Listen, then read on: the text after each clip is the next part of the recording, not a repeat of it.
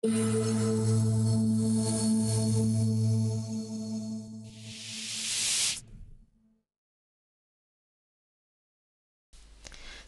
kita ke menu Visual Tools, yang mana pada bagian Crosscase Visual Tools atau paling tidak yang bisa digunakan untuk Crosscase. Yang artinya kita bisa memasukkan lebih dari satu dokumen di visualisasi ini, terpisah dari dokumen Portrait dan Code Line yang mana hanya fokus pada satu dokumen. Pertama yang kita lihat adalah Code Matrix Browser. Dan untuk memulai Code Matrix Browser, saya bisa mengaktifkan dokumen. Dokumen mana yang termasuk dalam Code Matrix Browser saya.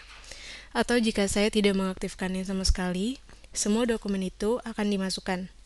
Jadi contoh di sini, karena saya tidak memiliki kode apapun yang aktif, atau dokumen apapun yang aktif, saya akan hanya mengklik Code Matrix Browser, akan membawa kita melihat semua kode dan semua dokumen saya. Jadi yang bisa Anda lihat di sini, Anda akan melihat semua kode di dalam sumbu Y dan semua dokumen di bagian sumbu X. Kita bisa lihat semua visualisasi seberapa sering setiap kode ini digunakan di dalam setiap dokumen.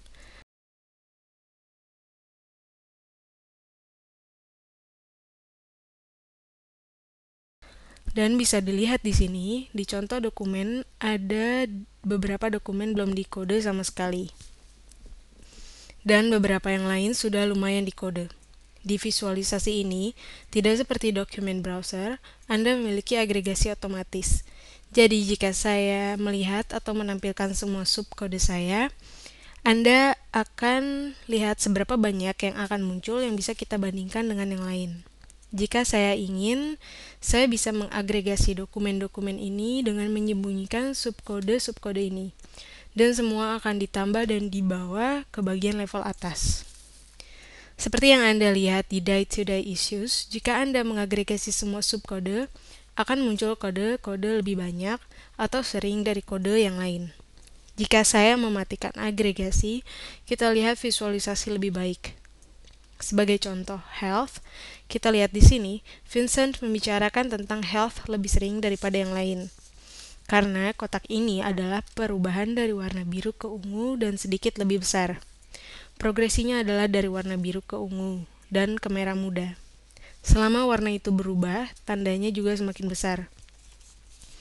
Bagaimanapun, saya bisa mengarahkan kursor ke bagian yang saya inginkan.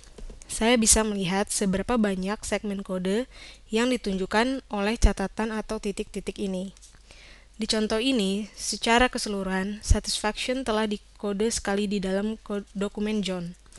Di sini kita bisa lihat titik yang lebih besar. Kita arahkan ke sini dan lihat bahwa Kim telah mengkode dokumen tersebut 5 kali dengan kode key quotes.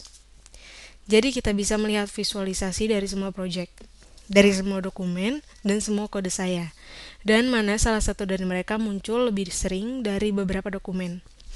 Jadi sekali lagi kita bisa lihat level kode, contohnya, siapa yang paling sering membicarakan tentang Friends. Lalu kita bisa cepat melihat Mary dan Grace membicarakan tentang Friends lebih sering daripada yang lain. Dan untuk melihat beberapa kalinya, saya arahkan kursor dan bisa lihat 4 kali di dalam dokumen Mary dan 4 kali juga di dalam dokumen Grace. Anda juga bisa mengandalkan live connections dari data Anda. Jadi jika saya ingin melihat 4 contoh ini dari dokumen Mary tentang Friends, saya cukup klik 2 kali pada titik ini dan Retrieve Segments window akan menampilkan 4 contoh itu semua. Jadi ini adalah salah satu cara untuk melakukan data retrieval selain mengaktifkan dokumen dan kode terlebih dahulu dan membuka Code Matrix Browser, lalu Anda bisa menelusurinya sebagai contoh. Joanna membicarakan tentang sesuatu yang kita tandai significantly positif beberapa kali. Lalu bisa kita klik dan lihat apa yang telah kita kode sebagai significantly positif di wawancara. Ada cukup banyak pilihan selama Anda bisa mengatur visualisasi. Pilihan pertama adalah untuk melihat visualisasi ini sebagai Excel table, lalu yang akan kita lihat adalah table Excel di mana kita bisa lihat lebih dari yang ada di sini. Excel table akan menunjukkan angka-angka dari kode significantly positive yang digunakan pada dokumen Joanna. Dan di dalam Excel pun kita bisa melihat visualisasi yang sama, kecuali titik-titik ini yang digantikan oleh angka. Pilihan berikutnya adalah untuk mengekspor, dan ketika saya masuk ke menu ekspor, saya memiliki pilihan untuk mengekspor visualisasi ini sebagai file Excel, dan juga sebagai dokumen teks atau CSV, dokumen. Pilihan selanjutnya adalah untuk mengambil snapshot. Jadi jika ada beberapa aspek yang menarik untuk kita bisa mengaturnya dan bisa membuatnya seperti yang kita inginkan. Lalu bisa kita ambil gambaran dan simpan sebagai file PNG.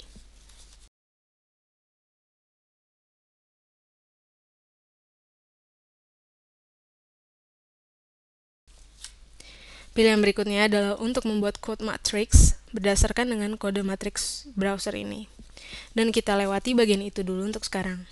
Untuk informasi lebih lanjut mengenai itu, coba cari di video tutorials mengenai code matrix di Mixed Methods drop-down menu. Pilihan berikutnya adalah ketiganya yang digabungkan dan mereka telah menyesuaikan ukuran kolomnya. Jadi jika Anda memiliki banyak dokumen dan tidak tertarik pada kolom headers, Anda bisa mengecilkannya, jadi Anda bisa melihat lebih banyak di layar Anda. Lalu pilihan lainnya adalah medium size, yang terakhir untuk melihat judul secara keseluruhan, seberapa panjang pun judul tersebut. 3 pilihan berikutnya adalah untuk men-set bagaimana titik-titik ini akan dihitung. Ukuran dari titik ini adalah berdasarkan dari total nomor kode di seluruh dataset.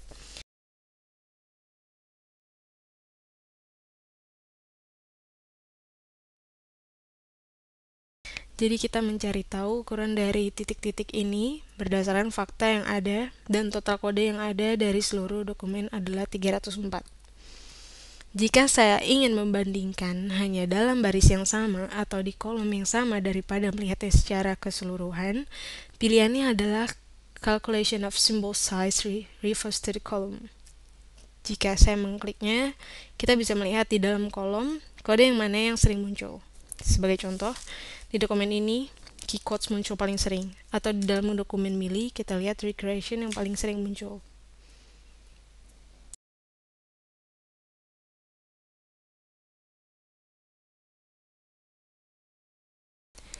Anda juga bisa fokus hanya dalam row. Lalu Anda bisa lihat health sebagai contoh, yang mana paling sering muncul di dokumen John. Overall hampir muncul sering di setiap dokumen. Lalu penting untuk Anda mengingat ketika Anda membuka Code Matrix Browser, cek pengaturan yang Anda gunakan. Karena jika Anda membukanya pertama kali dan tidak sadar jika setting sebelumnya adalah berdasarkan row, Anda akan berpikir bahwa Anda bisa membandingkan titik ini dengan titik ini. Namun sebenarnya mereka berbeda dalam contoh nomor-nomornya. Jadi kita bisa cek itu di pilihan standar untuk menghitung ukuran berdasarkan segmen yang telah dikode di seluruh project. Pilihan selanjutnya adalah untuk menunjukkan value atau angka jika Anda ingin melihat kode matrix browser ini di dalam Excel file. Yang harus Anda lakukan adalah klik pilihan ini dan semua titik-titik tadi telah berubah menjadi angka.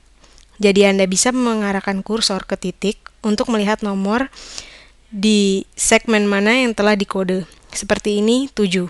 Atau ke atas dan klik di nomor yang akan menunjukkan nomor matriks untuk menampilkan frekuensi seberapa sering kode-kode di sumbu Y muncul di dokumen-dokumen dalam sumbu X.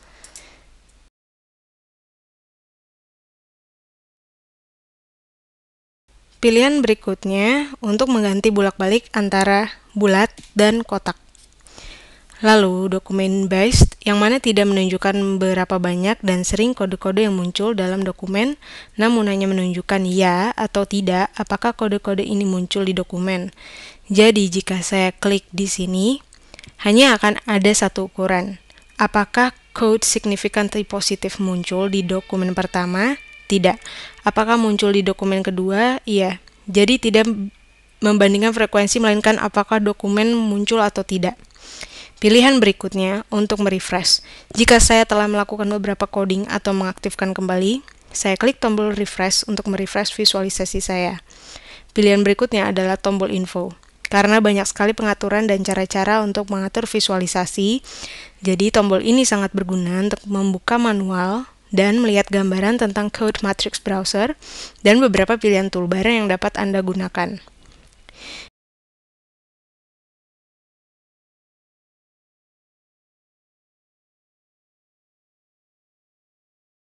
Pilihan selanjutnya adalah tanda orang berlari warna merah untuk menutup visualisasi dan scroll bar untuk Anda dalam mengatur tampilan tanpa kehilangan labelnya.